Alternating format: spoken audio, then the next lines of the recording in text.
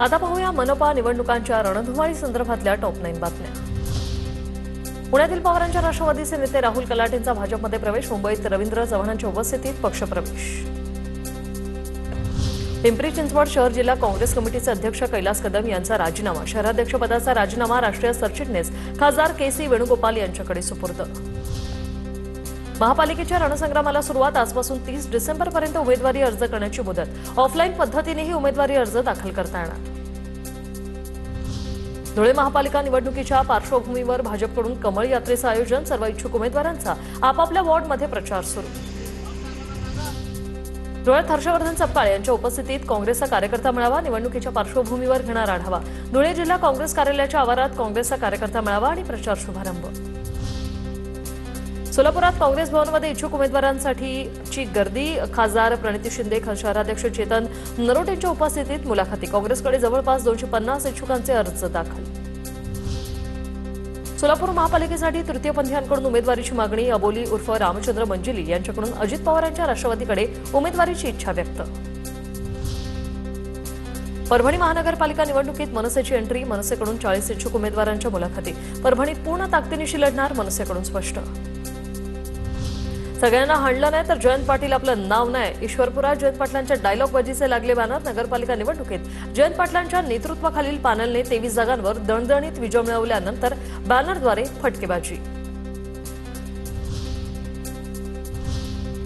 आता पाहूया टॉप 9 मोठ्या राजकीय बातम्या। महाराष्ट्रात निवडणूक पारदर्शक पद्धतीने घेतली नाही, भारतात लोकशाहीवर हल्ला, जर्मनीतील बर्लिनमध्ये काँग्रेस नेते राहुल गांधी यांचा आरोप। सुधीर मुनगंटीवार खडसेंच्या मार्गावर चाललेत का? भाजप नेते आशिष देशमुख यांचा सवाल, फडणवीसांवर मुनगंटीवारांनी श्रद्धासबुरी ठेवणं गरजेचं, आशिष देशमुखांचा टोला।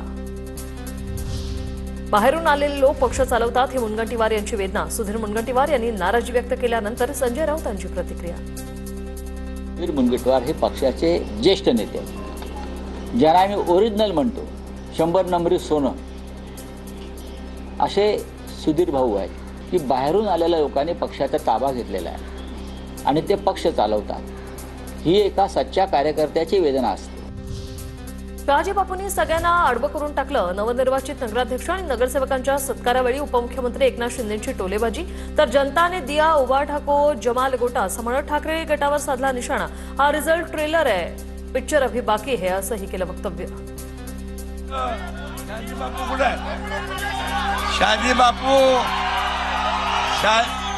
शहाजी बापूला सगळ्यांनी चक्रव्यूहात पकडला होता, पण ते चक्र भेदून शहाजी बापूने सगळ्यांना आडवं करून टाकलं। शहाजी बापू एकदम ओके आहे। आमदार अनिल पाटील यांनी घेतली अजित पवारांची भेट, अनिल पाटील यांना क्रीडा मंत्रीपद मिळावं असं कार्यकर्त्यांचा आग्रह, त्या पार्श्वभूमीवर झाली भेट, क्रीडा मंत्रीपद मिळावं, परमेश्वराला विनंती करतो, अनिल पाटील यांची प्रतिक्रिया।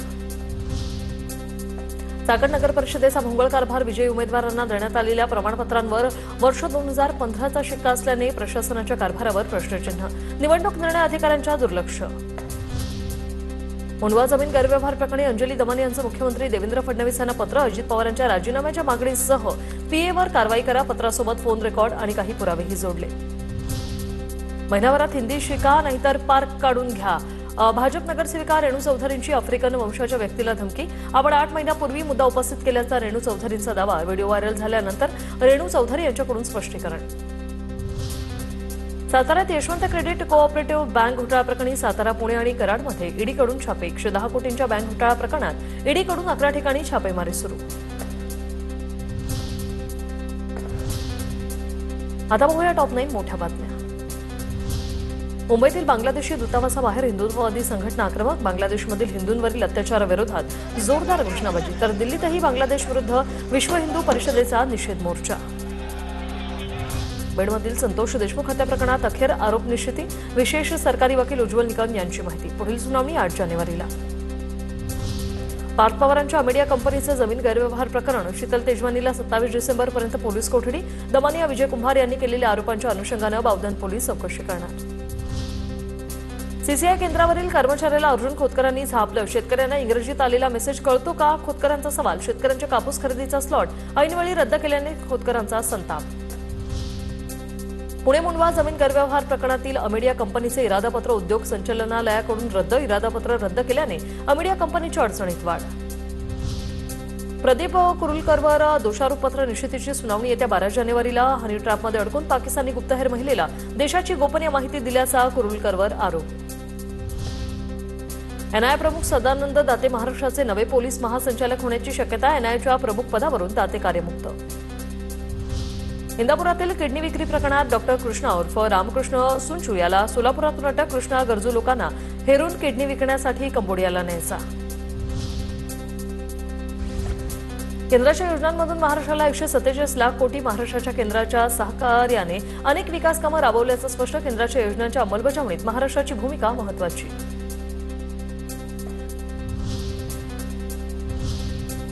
आता पाहूया मुंबई आणि पुण्यातल्या टॉप 9 बातम्या. मुंबईत हवेचा AQI 159 वर पोहोचला. हवा धोकादायक श्रेणीत. मुंबईत तापमानाचाही पारा घसरला. उत्तर भारतातून येणाऱ्या थंड वाऱ्यांमुळे तापमानात घट. मुंबईकरांनो काळजी घ्या, प्रशासनाचं आवाहन. उत्तरेकडून वाहणाऱ्या गार वाऱ्यांमुळे मुंबईसह महाराष्ट्रात थंडीची लाट. ख्रिसमस नंतर किमान तापमानात हलकी वाढ होणार. दरम्यान नव्या वर्षाच्या स्वागताला पारा चढा राहण्याची शक्यता. उत्तर मध्य महाराष्ट्र, मराठवाडा आणि मध्य महाराष्ट्रासोबत विदर्भात थंडीचा मुक्काम राहणार. मुंबईतील थंडीमुळे अंड्याच्या दरात वाढ. 1 डझन अंड्याचे दर 100 वर. अंड्याची कमी उपलब्धता आणि जास्त वापरामुळे मागणी पुरवठ्यातील तफावत वाढली. मुंबई महापालिकेकडून 5 दिवसात 6,347 बेकायदा होर्डिंगवर कारवाई. आचारसंहिता लागू होताच महापालिकेची कारवाई. आचारसंहितेची प्रभावी अंमलबजावणी व्हावी यासाठी कारवाईचे निर्देश.